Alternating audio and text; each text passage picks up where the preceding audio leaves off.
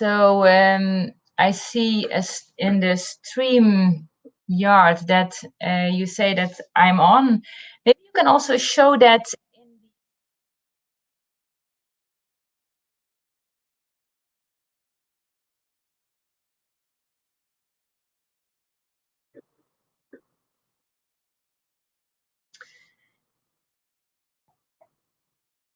So Javier, maybe can you also show that in the in the platform?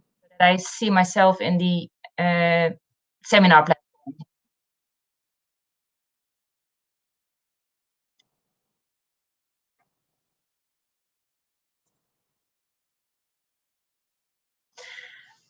Okay, I think I'm now then in the right place. Not so sure though.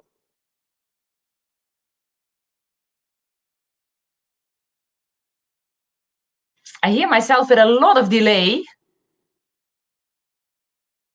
So can this be maybe repaired, that this delay thing is not there anymore?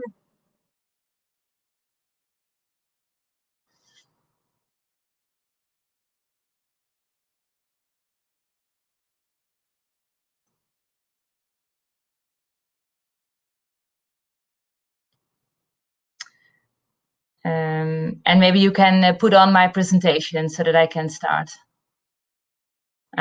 Someone says that it's okay.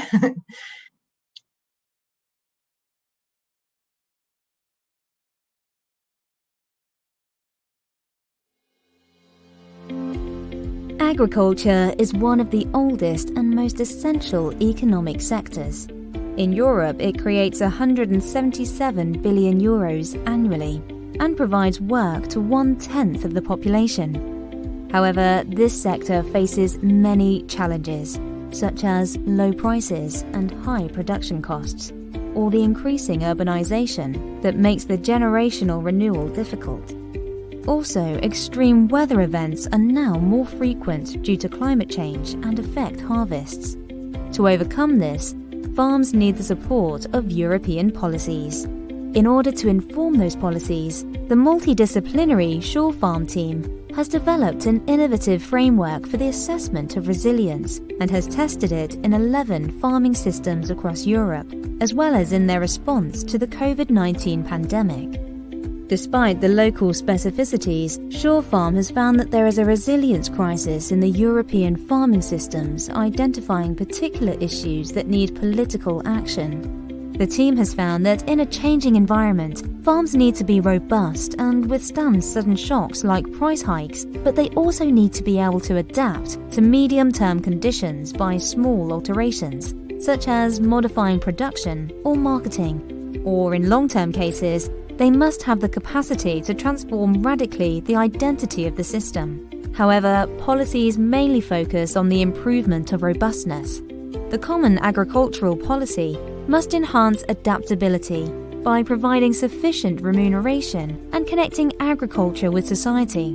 To boost transformation, it needs to enable innovation and deep learning through more support for European networks, such as LEADER and EIP Agri. Also, policies should support the diversity of multi-actor strategies.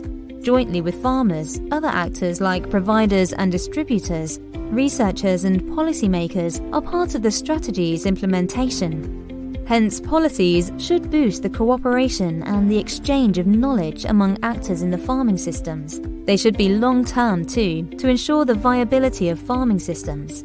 In order to improve generational renewal, it is necessary to facilitate access to the lands with alternative business models, like shared farming, and by increasing the attractiveness of rural areas, for example, by ensuring internet access, local medical care, recreation activities and schools. Also, it is recommended to provide financial support in early stages of the decision process to take over a farm, instead of when the decision is already made.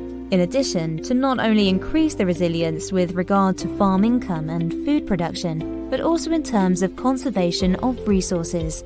Farming systems need more strategies that couple production with nature conservation. For example, they can boost the improvement of soil quality, the usage of varieties adapted to local climatic conditions or local branding. Altogether, Shore Farm has given structure to the complex concept of resilience and has shown that despite all the differences in Europe, there are common principles that can be tackled to ensure a long life sector. Now is the turn of policymakers to take action and help to build sustainable and resilient European farming systems.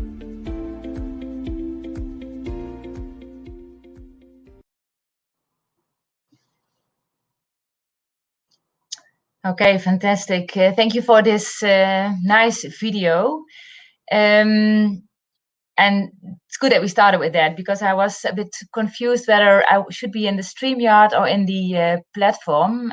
Katarina, if you are already listening, so you can give your presentation in this StreamYard environment and not at the same time in this platform, because then you get this feedback noise. So that is an advice for you. So you can go to the StreamYard and not to the seminar platform, because then you get confused.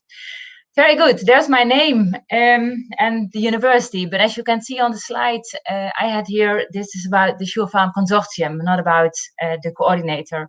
So let's start. So you see on the screen, future challenges and resilience of farming systems in Europe. So yeah, that is how we started. All these challenges affecting farming systems in Europe, and how can we deal with them? What kind of strategies can we identify to go forward? See if I can. Can I have the next slide? Sorry, I think now you are the master of my presentation. Thank you. So when we talk about resilience, it's not an easy concept. Actually, it's even latent. So you never know exactly how it exactly can be measured. So it's latent and it's complex. And maybe because of that complexity, you see often in practice, it's in the middle part with the cherry picking, you see often in practice that it gets really a narrow focus. It's really interpreted only as robustness.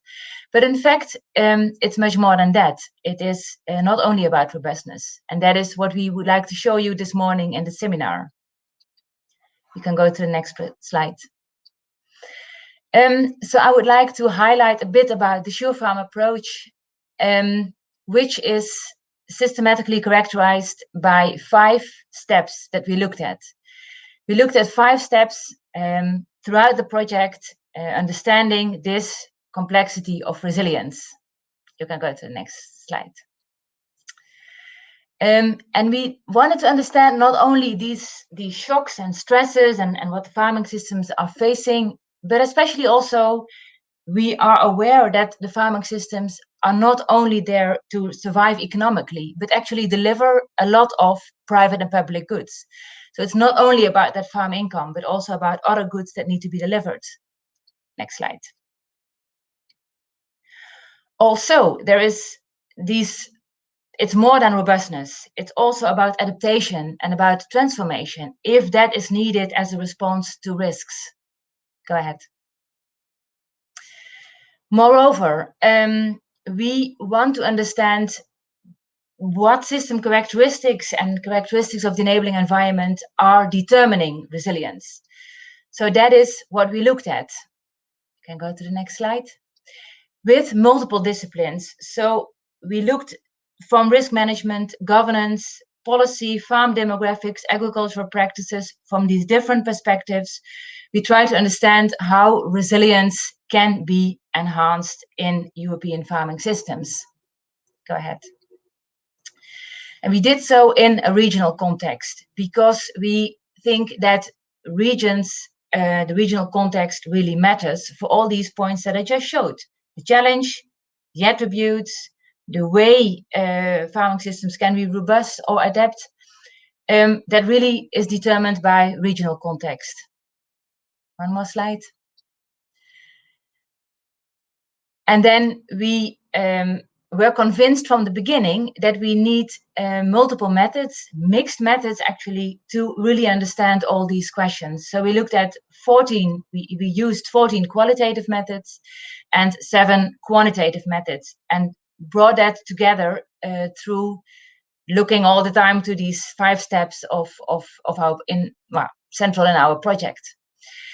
So it's about challenges, dealing with challenges, finding answers, and we want to go beyond, and we go beyond this this narrow interpretation. So we did quite a lot, with which is also what you should expect in 4 years' time, working with 16 institutes, with 60 researchers. So yeah, you can expect that we did a lot, and we try to use all the time these same steps, so that it also becomes structured, and that we can have clear messages for practice. And it is to you this morning to see whether we also succeeded actually in giving these clear messages to practice, to policymakers, so also to all the actors in the farming system. And we can go to the next slide. I hope that this seminar, this seminar until 12 o'clock, until 12:30 even, gives you a good overview of ways forward to deal with improved risk management and resilience. So that gives the kickoff of the seminar, with thanks to the Spanish team for the nice introductory video. And then we go to our keynote of today, which is Catharina Alming from ZALF. She has been one of the scientific advisors in the project, and important contributor in terms of critical reflections on science and what does it all mean in practice. So, Catharina, the floor is yours. I hope that you feel comfortable in this StreamYard environment. Took me a few minutes to get acquainted to it. The floor is yours. Welcome, and thank you for taking your time to give your vision on resilience in farming systems in Europe. The floor is yours. Thanks. Okay, good morning. Thank you very much, Miranda. Good morning, everyone. I can see myself, not everyone else, so I hope everything is fine and I get acquainted. Yes, Miranda, thank you very much for giving me the opportunity today to talk about future agricultural management conditions. And I really, as Miranda said, had the pleasure to observe the progress of the Shore Farm project every now and then and read a number of documents. And I enjoyed it very much, in particular, since my background is not economy. I'm an agricultural scientist with background, with focus on soil science. And I very much liked the structured approach to the resilience that was taken in Shore Farm and learned a lot. And yes, now I have the pleasure to talk a little bit about scenarios, future agricultural management conditions, pathways, and perceptions. And some of the work done is also in cooperation with some of the Shore Farm partners. And yes, that's very nice, I hope. So I hope you can see my screen. Well, I'll just continue and please complain if something is wrong. It is not really the screen I have. If I probably cannot move the slides. Javier, can you move the slides or let me? I have it. Okay. So can you see the key messages now? I need a short feedback, please. And see your presentation, and that looks good, Catharina. So you see slide 2, and you see that I have put the key messages already at the beginning of my presentation for those of you who are very busy and need to run away. So you have the key messages, and these are the search for future sustainable pathways is a very exciting undertaking, which I would like to share with you now.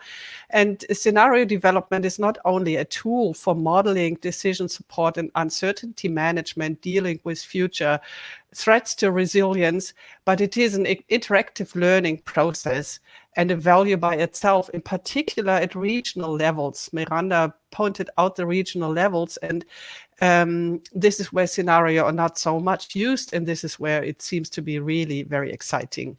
And qualitative changes to the agricultural management in terms of what is produced and how it is produced is as interesting as quantitative changes, intensification versus extensification, which is often used in modeling and used in scenarios. And of course, diversification is a key point. So now busy people can go home, and I continue with my presentation by showing one slide on the multifunctional role of agriculture regarding the global societal challenges. And you all know these multifunctional role. You all know the societal challenges that in addition to food production, it is about human health, it is about food security, providing clean energy, boosting the rural development, giving the share to climate mitigation, climate action, and of course the ecosystem services and biodiversity things. I chose this slide here from a recent publication of Murray Scone and Kimberly Nicholas, because it shows the indicators of agricultural policy in the European Union, which are related to all these SDGs. And you can see there are so many indicators already, and yet... Katrina, can I interrupt you? So the slides are actually not going forward. So we are still on the first slide. Oh, so, this is... how can I... So maybe, Javier, you should be the boss of the slides and move forward. This is a pity. Mm-hmm. Javier, what can I do? I thought I shared my second screen. Are you there?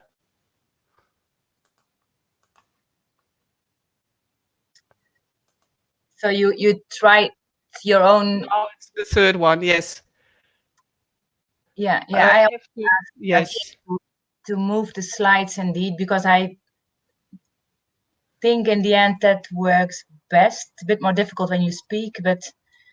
So which slide were you at, Katrina? I'm now on slide that you can see, which is slide number 3, but I would like to enter into the presentation mode. I have to change it. What do I have to change? What does he mean? I'm playing around a little bit with the stop screen. We see it now, just a second. Now I stop the screen, correct? And now I share the screen again.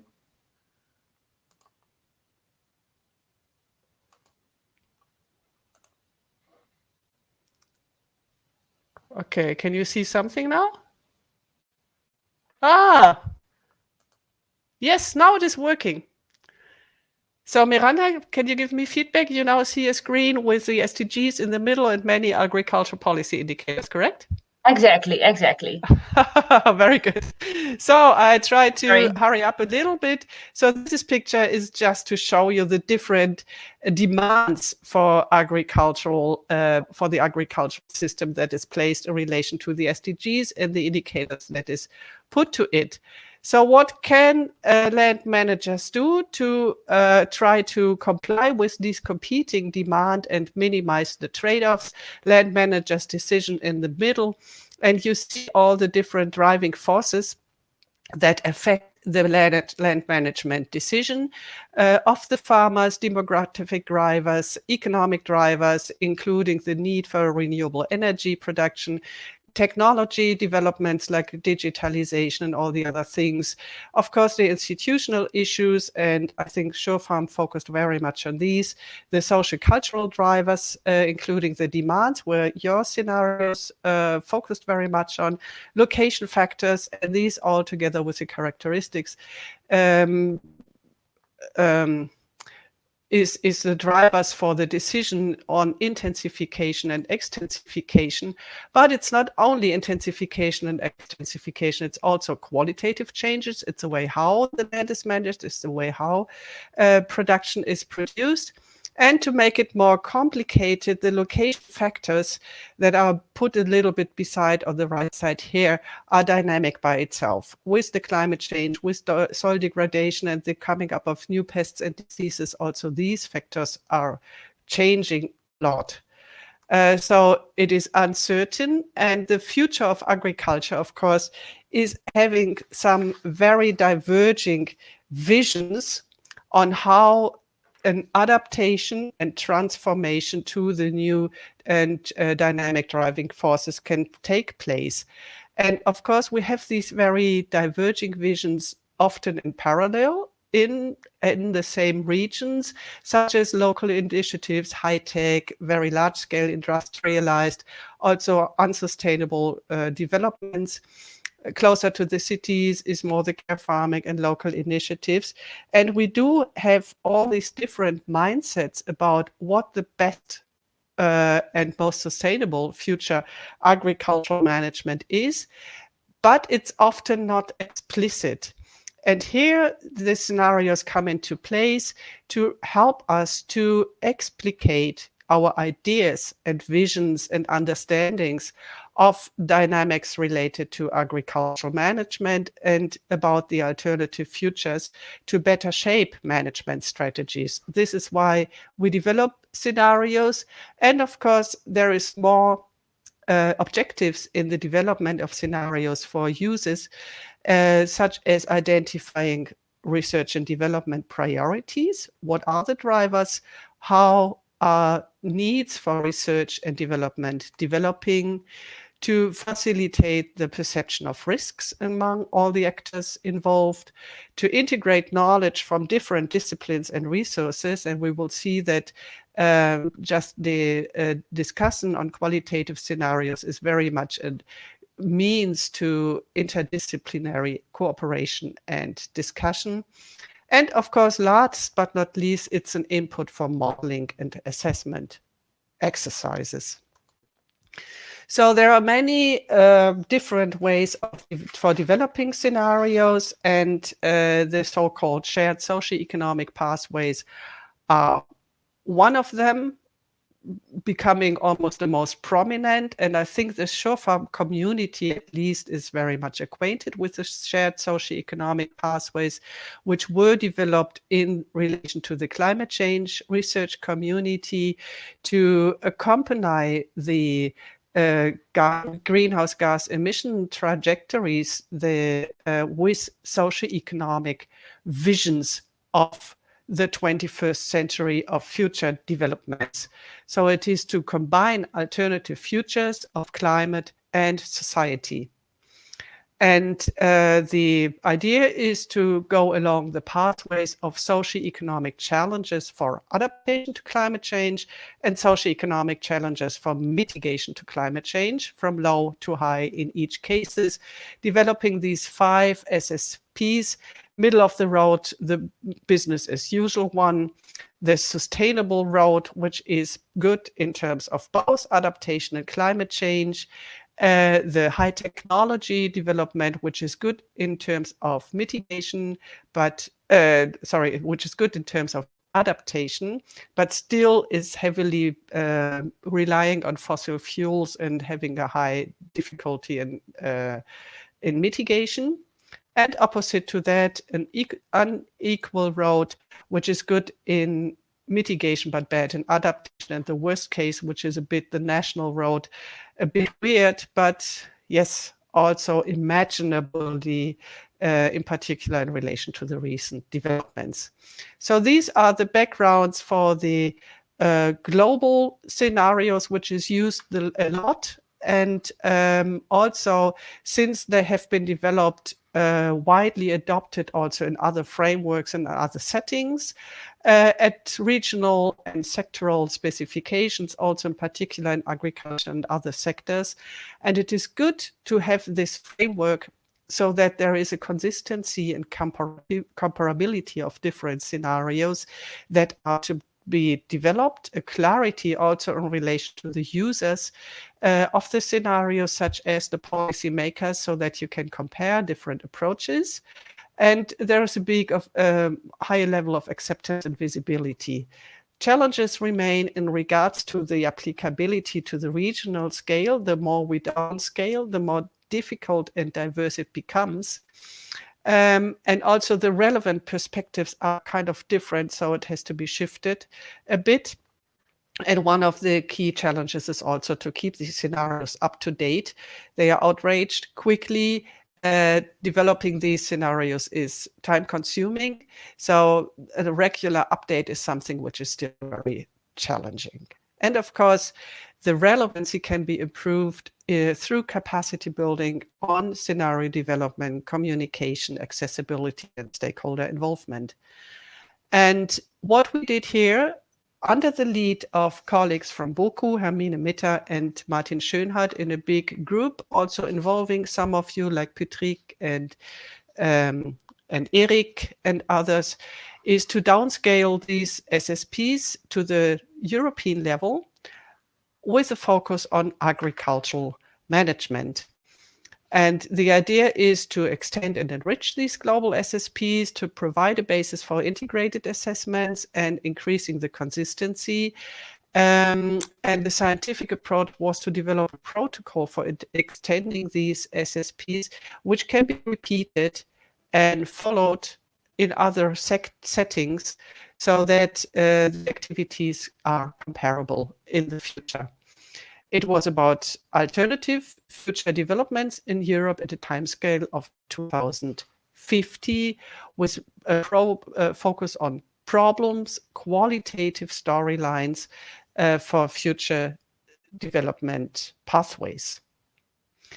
This is the protocol that had been developed by the group under the lead of Hermine Mitter. It is a 9-step process for developing these pathways.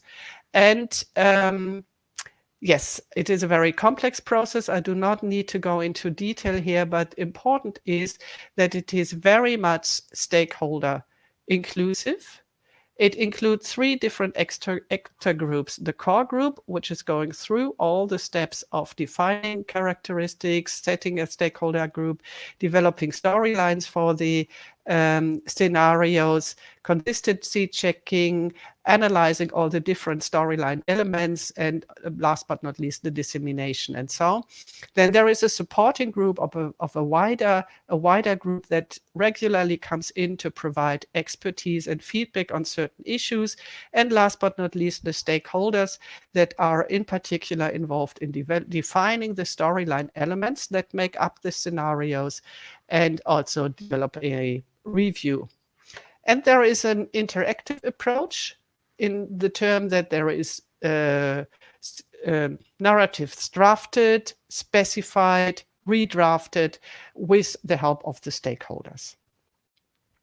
So the results of this undertaking, here you see group work in Brussels back before the times of Corona. And you see that there is a nice interaction of the hard-dressed policymakers with the, let's say, normal dressed scientists to work on the scenario narratives, very intensive work. And the key topics were population, economy, policies, institutions, technology, environment, and natural resources that were worked on. And here are some of the results of these 5 pathways. Again, challenges to adaptation and mitigation. And what you see, the established path to business as usual, some environmental activities, technology and governance, and still a focus on the agri-food industry as we experience already today. Compared to this, a dominance of the tech companies, so to say, very high-tech paths with a very liberalized environment and a very boosting of new technologies, including digitalization and blockchain and so forth. And opposite to that, an unequal path where a business-oriented elite are having high-value food, and on the other side, there is mass production for the majority of the world. The separated paths, very nationalistic, dominated by national public authorities, and because of a decreasing cooperation in terms of research and development and technology advance, the uptake of technology development is also little and low, which leads to a challenge in terms of mitigation and adaptation and a slow transformation path. And last but not least, the sustainable path, which is very much relying on civil society and consumers' action and focus very much on environment. So it is not difficult to see which one is the most interesting and the most promising of the pathways. But the question is, how can we achieve it? What are the frame conditions that need to be set in order to come up to this pathway? I skip this now. So there is, on this basis of these SSPs for the European agricultural system, further activities that are ongoing, also for the global SSPs in terms of quantification, and also at the national level, downscaling of these European SSPs to the national level. In Finland, there was a very nice paper by Heike. In Austria, the group is working on that, and in Germany, we are working on that, also in relation to a focus on biodiversity. And I would like to continue with a report on what we did recently in terms of a German national level, where we try to develop the scenarios further into a more localized regional focus on soil management. While soil management, it's not only that I like soils so much, but it's also that the soils, of course, fulfills all the functions in relation to the global sustainable development goals. The production, the habitat for biological activities, you know that the below ground biodiversity is much higher than the above ground. The filtering and storage of water in order to provide clean water, the activity on the carbon sequestration, climate change mitigation, which is very much under discussion at the moment in how far carbon farming can be an option for the future. And of course, the storage and recycling of nutrients. So the soil management is really what the farmers can do on the ground in order to adapt to changing driving forces. And it's also that in this case, policy maybe becomes a little bit less relevant, while the activities of the farmers themselves become more relevant. And this was most interesting for us to see what can be the activities and the room for maneuver on the ground, actually.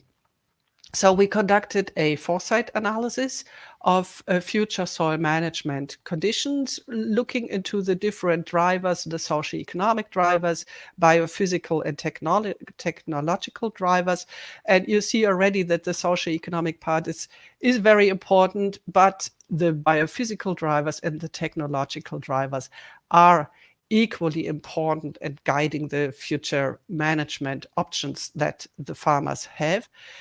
And specializing or specifying these buzzwords of regenerative agriculture, agroecology, precision farming, and everything that is moving around now for new agricultural systems. Then we looked into what it means actually on the ground. And of course, there is quantitative changes in terms of more or less of the given factors in terms of fertilization, pesticide use, intensification or extensification. But at a different level, there is all these different management options that can take place on the ground in terms of changing the crops and the crop rotations, including more trees into the rotation, also into the entire systems, legumes as a driving game for boosting the biological activity within the soil, and new rotations.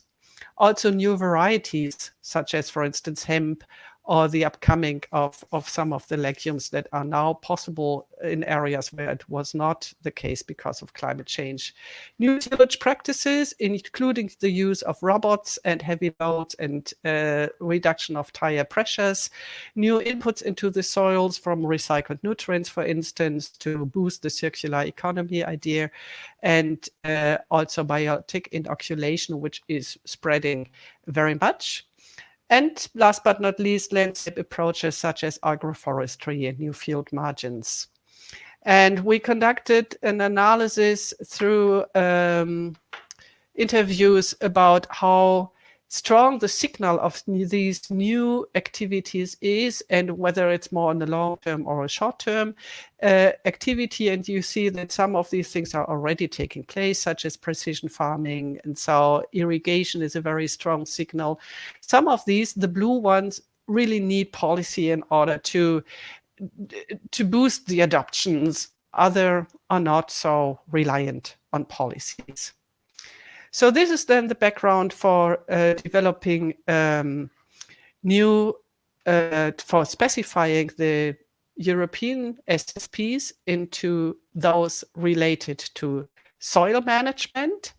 And again, we have these different pathways: slow change, business as usual, very high tech, relying on precision farming, robotics, digitalization, sustainable paths, and the more national paths. And then we did a stakeholder work to analyze what are the elements that lead into these different SSPs. We followed this protocol that I explained earlier that was developed for the European level, but we focused very much on the technology and environmental and natural resources in these regional levels. We included 90 participants in 6 stakeholder groups, and here we were really lucky to have COVID, I can say, because we had so many participants from all across the country. Stakeholder analysis was a major undertaking, but it was really nice to get so many people in our Zoom meetings that had never been possible with live meetings, I can say. And here you see now some of the outcomes. The picture is a bit heavy, but I'll talk you through. Here you can see the different pathways that we had developed. To remember the picture here, number 2 is the business as usual. Number 1 is the sustainable path. Number 3 is the national path. And you see, you now have to move a little bit into your screen. You see how the different elements making up the storylines have been changed according to the perception of the stakeholders in terms of technology uptake, in terms of social innovations, in terms of technology acceptance by producers and consumers, and also the speed of technology development. And you can see that SMP 1, the sustainable path, and 5, the high-tech path, are kind of similar, in particular in relation to the uptake of technology. But in addition, the SMP1, the sustainable path, is also very high in terms of uptake of social innovations, certification schemes, participation in landscape design programs, cooperation between farmers and consumers, and cooperation between farmers, while this is not so much the case in the high-tech path. The worst is the national path, where the uptake of technology is really delayed or reduced, you can say. Also, the speed of agricultural technology development is highest in the sustainable path, one could say. For the results on environment and natural resource storyline elements, the picture is a bit more diversified. I have to say that green always means a strong increase in relation to these elements. It does not mean that it becomes better. It's just an increase, while red is a decrease. You can see in the tier, for instance, for the use of pesticides, where one sees that the stakeholders perceived a strong decrease of the use of pesticides in 3 of the 5 SMPs as management pathways. So this does not mean that it is getting worse. It just means that it is a reduction of the use of pesticides. Again, you see that the highest speed and the strongest increase in these activities like landscape diversity, intercropping and agroforestry, diversification of crop varieties, and so is in the sustainable path. Also, the reduction of the machinery weight and contact stresses, so that the machinery is becoming lighter and smaller, which is very important to avoid soil degradation, of course. And also the use of mineral inputs, such as mineral fertilizers, is decreasing quickly. And this also means that when we finally come to our soil functions, most of the soil functions are actually improving. And while this is not the case for the other SMPs. Difficult was the discussion on the occurrence of invasive species. We took that up because this is seen by many people as a threat, a future threat to agricultural management, but actually it was quite difficult to discuss with the stakeholders how this is going to develop, because there was very little knowledge among all of us, so to say, on these issues. So this is something that definitely also needs further research. So to slowly sum up the key messages from these activity on developing scenario narratives pathways on soil management on a national level, very specified, so to say. Key messages were that the business as usual path was not a desired future. So continuing business as usual was by none of the stakeholders something that they could foresee as useful. The divided path was often seen as a representation of the current state. This was also surprising.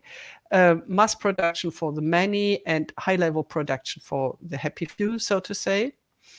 The nationwide path, which very much closing the border, working on a national level, trying to also fulfill the national demand within the country, scored worst in terms of environment and health. This was not so surprising.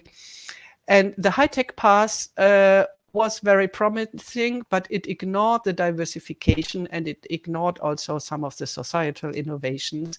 And this was the case for the societal, for the sustainable path, the integration, technological uptake with societal innovation and with diversification.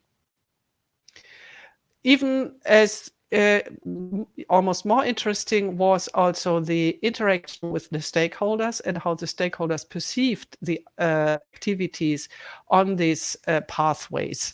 They were mostly very open for dialogue and collaboration, and there were only few participants that used the workshops to lobby their opinions.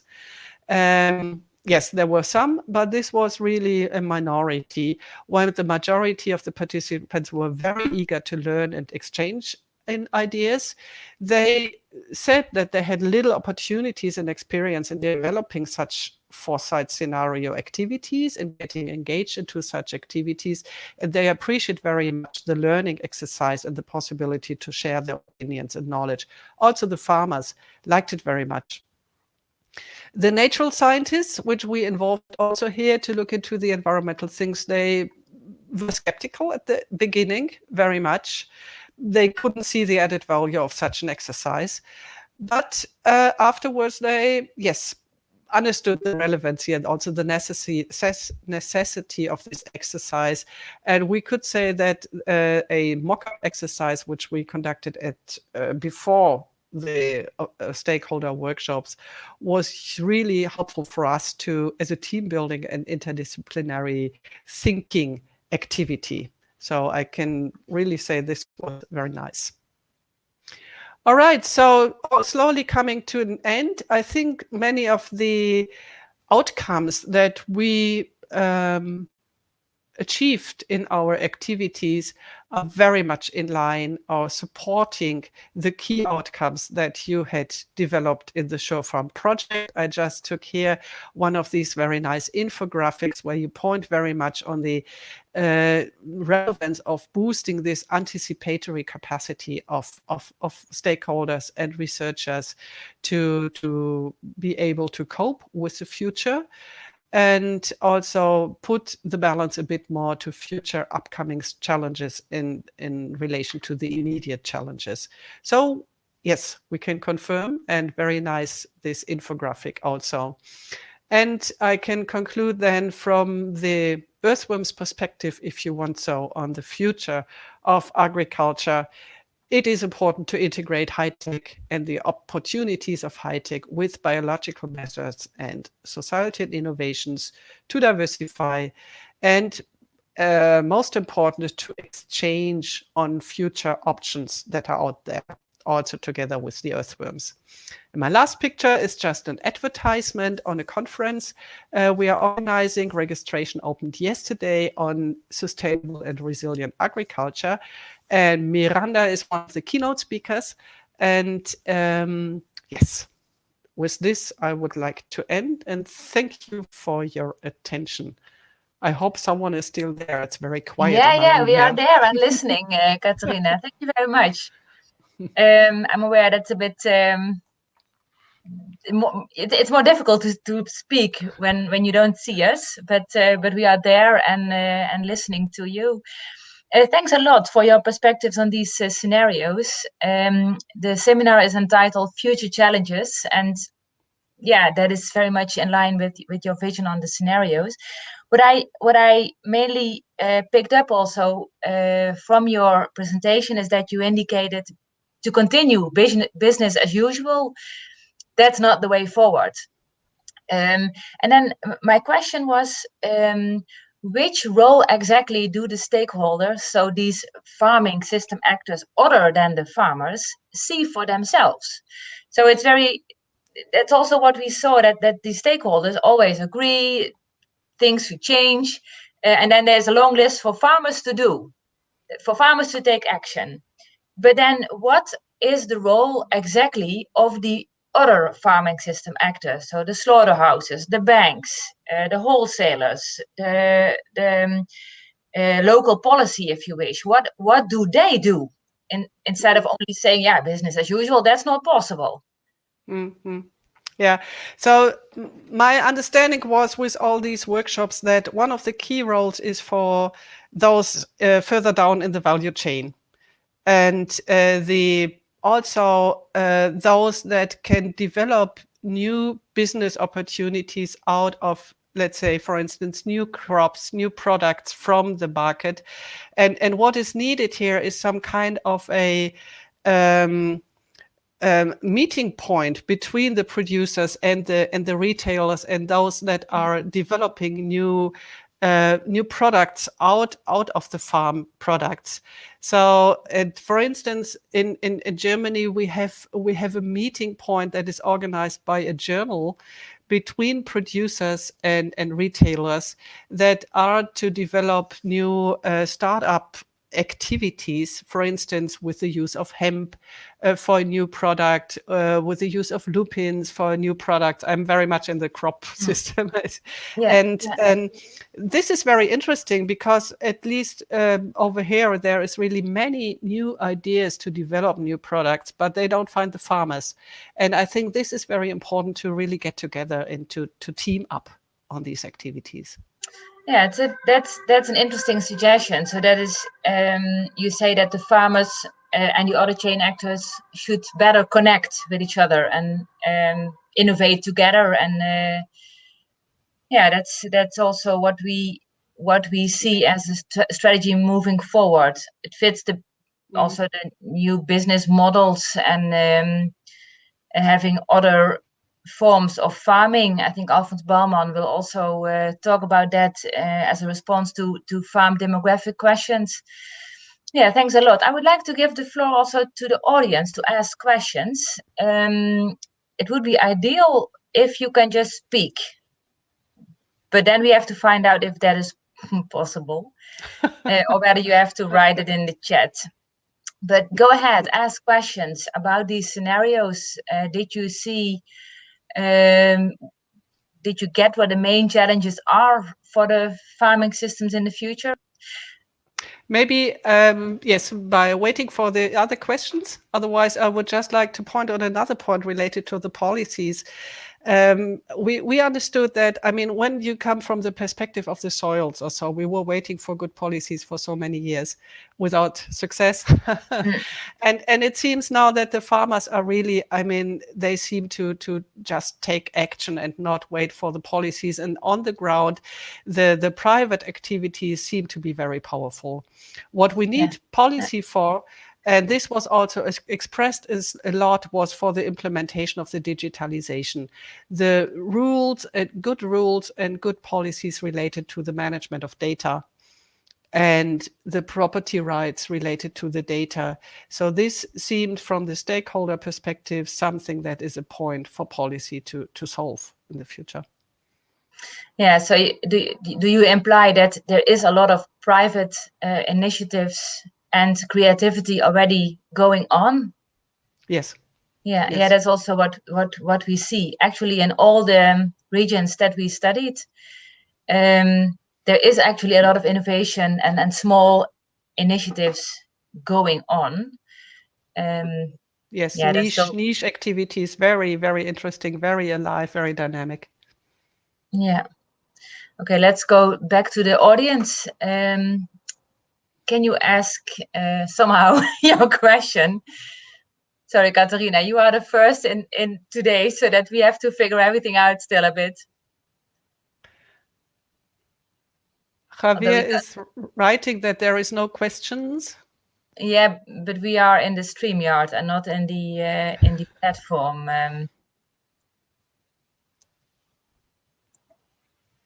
So, yeah, Carolina is checking on the questions. But Katarina, could you maybe also, from your vision, so you show different pathways. I guess these pathways are not the same for the different regions in Europe, because it's quite different everywhere, as we also recognized. So what would you say, for instance, for the south of Europe, where we look to Italy and Spain, for the south of Europe, what would you argue there for their systems are the key challenges in the near future? Can you derive that from your pathways? We did not do, I mean, there was no real regional specification in the European pathways, of course. I mean, yes, yeah. I mean, the droughts and the climate change is a key point, very much. Over there. We can also see it from the north, actually. For instance, there was this also development of national pathways. They are very much dealing with the new areas that come into production because of climate change and how to deal with those. This is really a new development, which really changes completely the entire system, because there's all over a sudden, there are much more players in the field. There's much more land in the field, in the activity, and how to deal with these. That was a key point. And also in the north, they found out that the perception of stakeholders in relation to environmental performance was much more pronounced than on average. So this I found out for the, I remember for the north. Yes, for the south, I think it also is a point of the demographic settings, of course, on how far the interrelation between the rural countryside and the urban areas is developed. At least this is also something we see here in Germany, that the areas where there is a good cooperation between city and countryside, this is all boosting these small-scale initiatives, these niche markets, and these kind of things. When this is not the case, the cooperation between producer, consumer, city, rural areas, this is probably something then that delays innovation. Yeah, a small organizational note. The Spanish colleagues asked me to mention to all of you that you should write questions. You can write them in the blue chat at the bottom right. So in case you're looking for where to put your question, if you have any, then that's the place to put it. So Catharina, I think we just almost also closed this session, but I had one other point while listening to you. So I'm walking on these two different legs, if that's how I can say it, when looking at the outcomes of SureFarm. On the one hand, I see a lot of optimism and creativity and innovation and ideas to move forward and deal with the challenges. On the other hand, I'm much less optimistic and even quite concerned about how we move forward. So I see that from our analysis, there is very little real capacity to make transitions. That is a key concern I have. So yeah, I see a lot of small and good experiments and initiatives, but on the other hand, also our analysis in the COVID crisis shows that the capacity to make transitions is not really there. So in that sense, I'm very concerned. How do you see that? Yeah, maybe it is really at the moment the niche activities. Some front runners, so to say, they are able to really do transition, to change the picture, but it's yes, maybe it's a niche thing, and it's just for the happy few, so to say, that have the ability because of different activities and different conditions to really do the transition, to change. But to take the mainstream behind is something which is, of course, and on the overall setting, the European policy, the European market, and so is very, very, very undynamic. Yes. But I mean, the chance on the other side is now there has never been a better chance to really do a transition of the agricultural system now, with the need to contribute to climate change mitigation, with the need to adapt to climate change also. When if not now, one can also say. Yeah, the needs are obviously there. So now there is these questions coming up, Katrina. We have only a few minutes left, so I'll read them for you. So producers are intensifying and scaling up, looking to soil health. What are the best approaches to improve soil health in the future?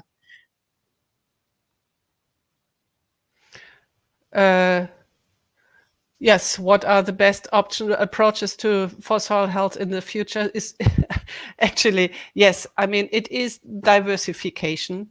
It is on the ground, changing the rotations, going into also considering the landscape to do linear elements. So it is really on the ground, the management, which is very diverse and in relation to the local settings, of course. What we need is one point maybe is also that we need to reduce production at the end. I mean, we need to have crops in the rotation that are mainly for the purpose of the soils and not for the market.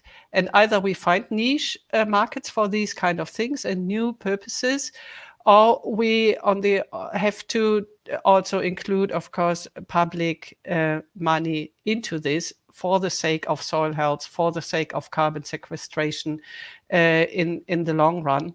This is something. And of course, overall, when we look at the overall picture, we need to also work on our diets. Maybe this is something which answers this. So it has these different levels, so to say.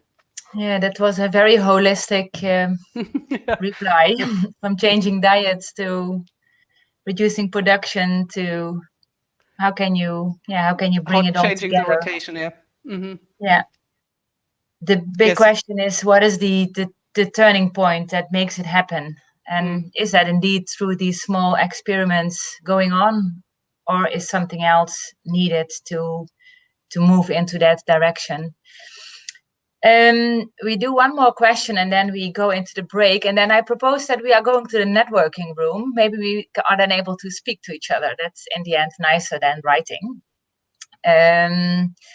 So there is this question about multinationals. Let's pick up on that. Does it make sense to stimulate regenerative practices without changing the economic conditions? And while are the multinationals greenwashing?